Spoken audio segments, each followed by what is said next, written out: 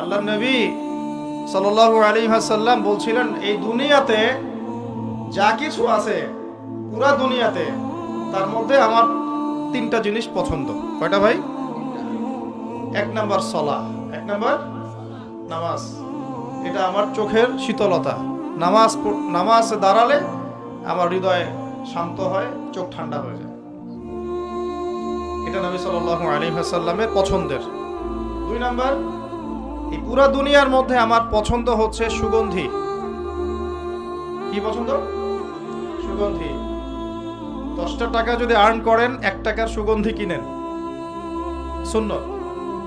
সুগন্ধি সাথে রাখতে হয়, ব্যবহার করতে হয়, মনটাও ভালো থাকবে। আর সুগন্ধি বেশি ইউজ করলে রোগ ব্যাধিও কম হয়। 3 নাম্বার হচ্ছে স্ত্রী। 3 নাম্বার কি? স্ত্রী। স্ত্রীরা আমার পছন্দ। নবী সাল্লাল্লাহু আলাইহি ওয়াসাল্লামের এই 3টা জিনিস পৃথিবীতে পছন্দ ছিল।